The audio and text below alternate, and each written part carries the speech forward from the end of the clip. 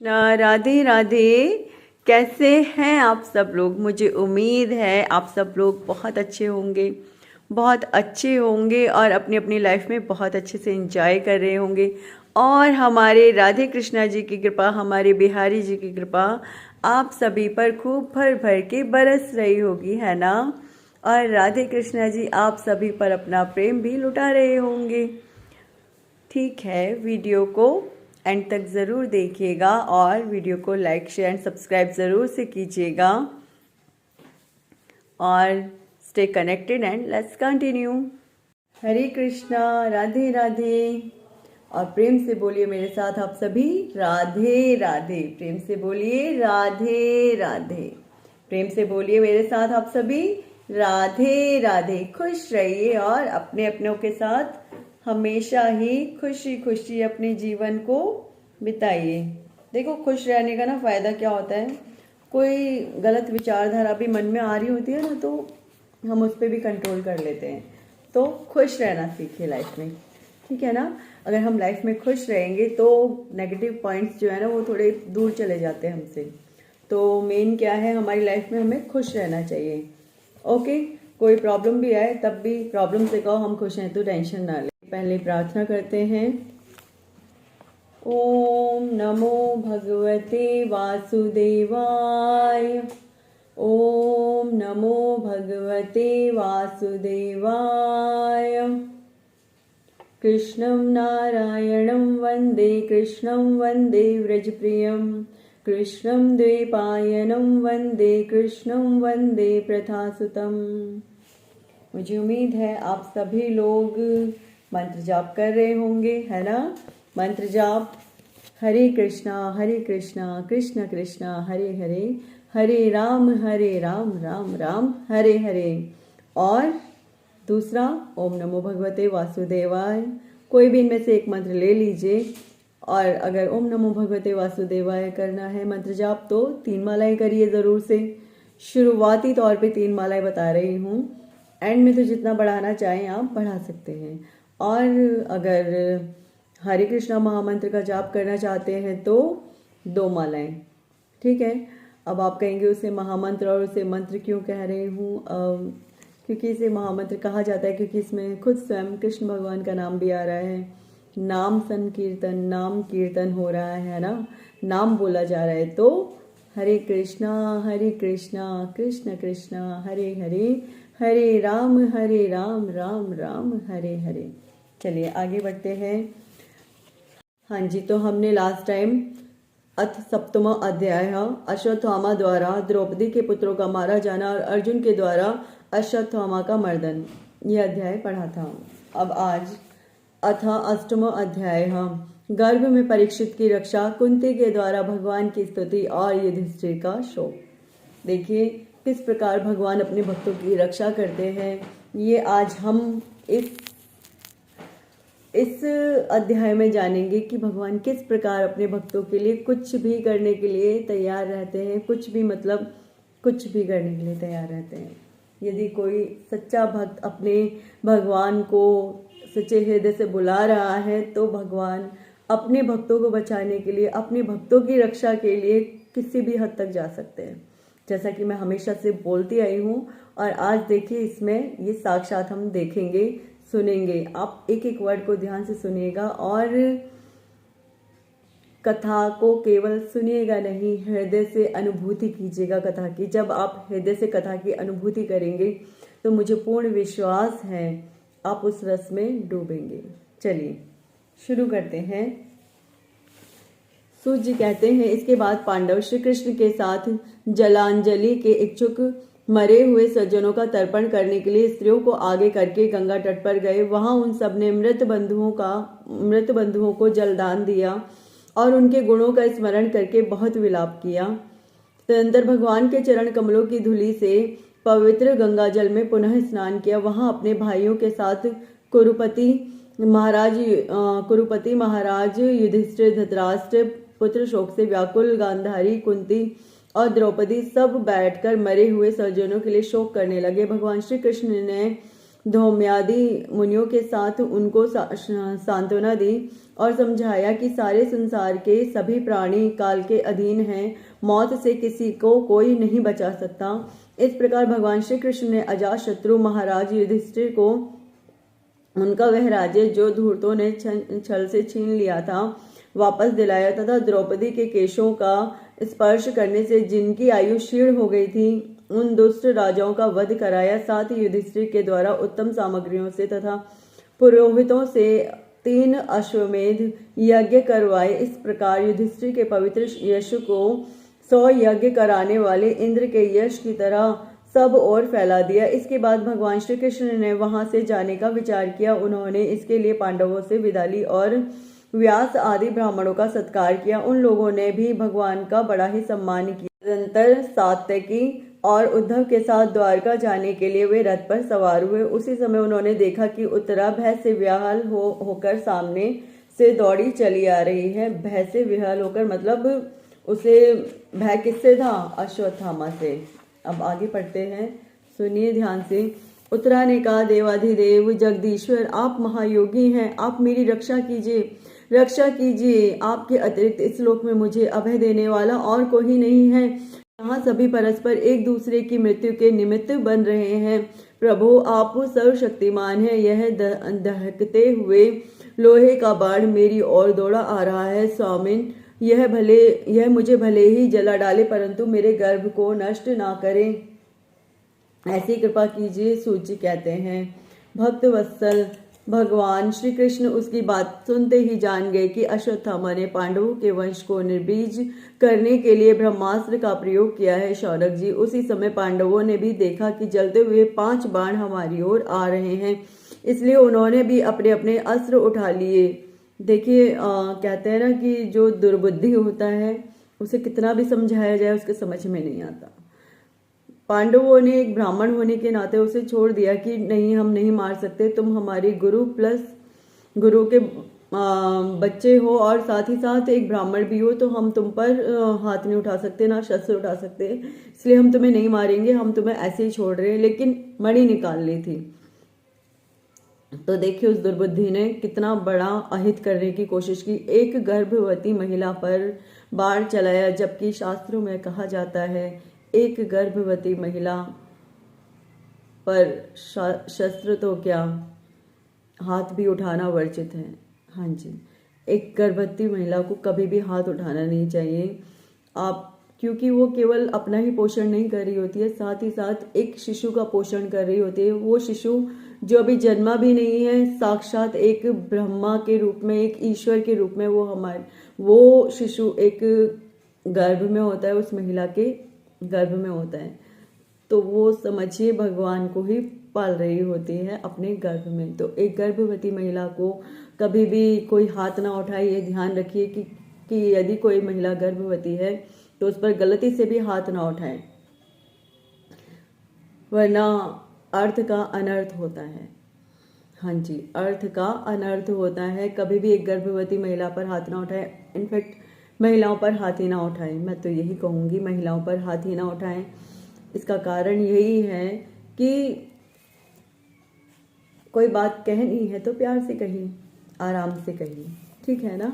कोई भी बात करनी है तो प्यार से बोलिए, आराम से बोलिए, हाथ उठाना ज़रूरी नहीं है हर बात पे, ठीक है। और आगे बढ़ते हैं, क्योंकि क्या होता है, एक गर्भवती महिला एक इंसान से पहले अपने ही नहीं दुख संभलते हैं, ठीक है।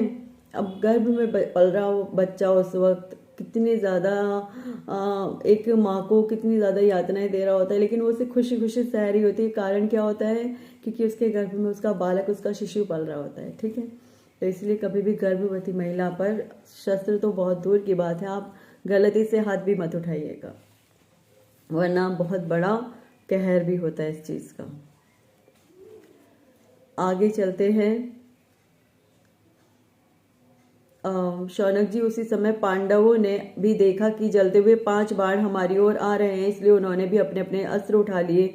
सर्वशक्तिमान भगवान श्री कृष्ण ने अपने अनन्य प्रेमियों पर, शरणागत भक्तों पर बहुत बड़ी विपत्ति आई जानकर अपने निज अस्त्र सुदर्शन चक्र से उन निज जनों की रक्षा की। योगेश्वर श्री कृष्ण समस्त प्राणियों के हृदय में विराजमान आत्मा हैं। यहाँ क्या कहा जा रहा है केवल भगवत गीता में ही नहीं, देखो भागवत कथा में भी इस चीज का है। योगेश्वर श्री कृष्ण समस्त प्राणियों के हृदय में विराजमान आत्मा है, ठीक है। उन्होंने उत्तरा के गर्भ को पांडवों की वंश परंपरा चलाने के लिए अपनी माया के कवच से ढक लिया।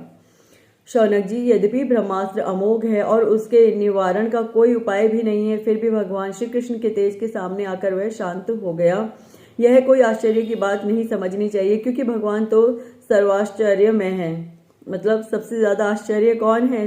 स्वयं श्री राधे कृष्णा जी, स्वयं श्री बिहारी जी, वही सब स्वयं श्री विष्णु भगवान श्री राम जी, यही सबसे ज्यादा आश्चर्य में है और इनसे ज्यादा आश्चर्य कुछ है ही नहीं, ठीक है। वे ही अपनी निज शक्ति माया से स्वयं अजन्मा होकर भी इस संसार की सृष्टि, रक्षा और संहार करते हैं। जब भगवान श्री कृष्ण जाने लगे तब ब्रह्मास्त्र की ज्वाला से मुक्त अपने पुत्रों के और द्रौपदी के साथ सती कुंती ने भगवान श्री कृष्ण की इस प्रकार स्तुति की। कुंती ने कहा, आप समस्त जीवों के बाहर और भीतर एक रस स्थित हैं, फिर भी इंद्रियों और वृत्तियों से देखे नहीं जाते। फिर से सुनिएगा कुंती जी क्या कह रही हैं यहाँ पर। आप समस्त जीवों के बाहर और भीतर एक रस से स्थित हैं, एक ही प्रकार से सब जगहों पर आप स्थित हैं, लेकिन फिर भी इंद्रियों और वृत्तियों से नहीं देखे जाते, क्योंकि आप प्रकृति से परे आदि पुरुष परमेश्वर हैं। मैं आपको नमस्कार करती हूँ। इंद्रियों से जो कुछ जाना जाता है उसकी तह में आप विद्यमान रहते हैं और अपनी ही माया के पर्दे से अपने को ढके रहते हैं। मैं अबोध नारी, आप अविनाशी पुरुषोत्तम को भला कैसे जान सकती हूँ? जैसे मूढ़ लोग दूसरा भेष धारण किए हुए नट को प्रत्यक्ष देखकर भी नहीं पहचान सकते। अब क्या होता है, एक नाटक का जो एक्टर एक्ट्रेस होते हैं, ठीक है, मैं आपकी भाषा में समझाती हूँ। जो एक्टर एक्ट्रेस होते हैं, अब सामने फिल्म चल रही होती है, लेकिन हम उस फिल्म में कितने खो जाते हैं। हमें क्या लगता है सचमुच में सब कुछ हो रहा है वहां पे, लेकिन एक्चुअली में सब कुछ नहीं हो रहा होता है। वहां पर केवल और केवल पिक्चराइजेशन हो रही होती है, फिल्म प्रदर्शित की जा रही होती है, जिसमें हम इतने ज्यादा खो जाते हैं, लगता है सब कुछ सचमुच में हमारे सामने चल रहा है और हम उसमें इतने मग्न हो जाते हैं कि हम उन चीजों में खुद को भी महसूस करना शुरू कर देते हैं कि हाँ हमारी इन्वॉल्वमेंट उन चीजों में भी है, ठीक है। इसी प्रकार से कुछ राधे कृष्णा जी ने भी लीलाएं की हैं, श्री राम जी ने, सीता जी ने लीलाएं की हैं। उनमें क्या होता है कि वो अपने आप को इस प्रकार से शो करते हैं कि हमें लगता है कि सचमुच में हो रहा है वो कुछ नहीं रहा था, लेकिन सच मानिए तो वो हमें एक चैप्टर सिखाने, एक लेसन सिखाने के लिए आते हैं संसार में। किस लिए आते हैं? वो अपना टाइम वेस्ट करने आते हैं यहाँ पे? नहीं नहीं, ऐसे नहीं। क्या सिर्फ लीलाएं दिखाने के लिए आते हैं? नहीं नहीं नहीं, ऐसा करना होगा तो वो किसी को भी भेज देंगे। एक्चुअली हम सबको एक लेसन देने के लिए आते हैं इस धरती पे। आगे बढ़ते हैं। जैसे मूढ़ लोग दूसरा वेश धारण किए हुए नट को प्रत्यक्ष देखकर भी नहीं पहचान सकते, वैसे ही आप दिखते हुए भी नहीं दिखते। हाँ जी, बहुत कम लोग थे उस युग में भी कि बहुत कम लोग जानते थे ये स्वयं साक्षात भगवान है। अब वही है कि भगवान जी खुद भी बोले कि मैं भगवान हूँ, कौन मानने वाला है कि आप भगवान हो ऐसे है, होता है ऐसे भाई। इन भगवान जी की माया में केवल वही लोग समझ सकते हैं चीज़ों को जिस पर भगवान जी की साक्षात कृपा हो जाएगी। चलिए आगे बढ़ते हैं। आप शुद्ध हृदय वाले विचारशील जीवन मुक्त परमहंसों के हृदय में अपनी प्रेममयी भक्ति का सृजन करने के लिए अवतीर्ण हुए हैं। फिर हम अल्प बुद्धि स्त्रियां आपको कैसे पहचान सकती हैं? आप श्री कृष्ण वसुदेव देवकी नंदन नंद गोप के लाडले लाल गोविंद को हमारा बारंबार प्रणाम है, जिनकी नाभि से ब्रह्मा का जन्म स्थान कमल प्रकट हुआ। जिनकी नाभि से ब्रह्मा का जन्म स्थान यानी ब्रह्मा जी प्रकट हुए, जिनकी नाभि से ब्रह्मा का जन्म स्थान कमल प्रकट हुआ, जो सुंदर कमलों की माला धारण करते हैं, जिनके नेत्र कमल के समान विशाल और कोमल हैं, जिनके चरण कमलों में कमल का चिन्ह है। श्री कृष्ण, ऐसे आपको मेरा बारंबार नमस्कार है। ऋषिकेश, जैसे आपने दुष्ट कंस के द्वारा कैद की हुई और चिरकाल से शोकग्रस्त देवकी की रक्षा की थी, वैसे ही पुत्रों के साथ मेरी भी आपने बारंबार विपत्तियों से रक्षा की है। आप ही हमारे स्वामी हैं, आप सर्वशक्तिमान श्री कृष्ण हैं। श्री कृष्ण कहाँ तक गिनाऊं, विष से, लाक्षागृह की भयानक आग से, हिडम्ब आदि राक्षसों की दृष्टि से, दुष्टों की दूत सभा से, वनवास की विपत्तियों से और अनेक बार के युद्धों में अनेक महारथियों के शस्त्रास्त्रों से और अभी अभी इस अश्वत्थामा के ब्रह्मास्त्र से भी आपने ही हमारी रक्षा की है। जगत गुरु श्री कृष्ण भगवान जगत गुरु हैं। यदि कोई गुरु ना हो तो श्री कृष्ण भगवान राधे कृष्णा जी को गुरु बनाइए और अपनी भक्ति प्रारंभ कर दीजिए। जगत गुरु हमारे जीवन में सर्वदा पद पद पर विपत्तियां आती रहें, क्योंकि विपत्तियों में ही निश्चित रूप से आपके दर्शन हुआ करते हैं। क्या कोई सामान्य जो जन हैं वो ये कह सकते हैं कि हमारी लाइफ में हमेशा प्रॉब्लम्स रहे ताकि कृष्ण भगवान आप हमारे समीप रहो? मेरे मुंह से भी मैं बोल रही हूँ तो मुझे डाउट हो रहा है, मैं बोलूँ नहीं बोलूँ? तो आप लोग बताइए, क्या नॉर्मल लोग बोल सकते हैं? जो देवी आत्मा होती है ना, वही ऐसा विचार, ऐसे वर्णन बोल सकती हैं, ऐसी बातें कर सकते हैं, ठीक है? हाँ जी, वो एक देवी आत्मा थी, क्योंकि कृष्ण भगवान के साथ जो लीला करने के लिए धरती पर आए हुए हैं जो साथ में लोग, क्या वो नॉर्मल लोग हो सकते हैं क्या? ना, वो तो देवी आत्मा होंगे, ठीक है? हाँ जी, आगे बढ़ते हैं। आपके दर्शन हो जाने पर फिर जन्म मृत्यु के चक्कर में नहीं आना पड़ता। ऊंचे कुल में जन्म, ऐश्वर्य, विद्या और संपत्ति के कारण जिसका घमंड बढ़ रहा है वह मनुष्य तो आपका नाम भी नहीं ले सकता, क्योंकि आप तो उन लोगों को दर्शन देते हैं जो अंकिंचन हैं। आप निर्धनों के परम धन हैं। अंकिंचन यानी जो निर्धन लोग हैं उनके आप परम धन हैं। माया का प्रपंच आपका स्पर्श भी नहीं कर सकता।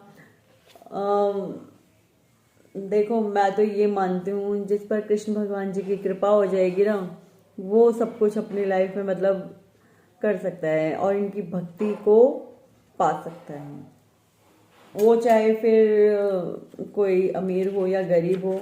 मेरा मानना यही है कि अगर किसी के ऊपर इनकी कृपा हो गई तो समझ लो हर प्रकार से बेड़ा पार है। हर ही प्रकार से बेड़ा पार है। हरि ही हर प्रकार से बेड़ा पार करते हैं, ये ध्यान रखना। तो एक छोटा सा भजन करते हैं जो मन कर रहा है आज करने का। श्रीमन नारायण नारायण नारायण भजमन नारायण नारायण नारायण। श्रीमन नारायण नारायण नारायण भजमन नारायण नारायण नारायण। श्रीमन नारायण नारायण नारायण भजमन नारायण नारायण नारायण।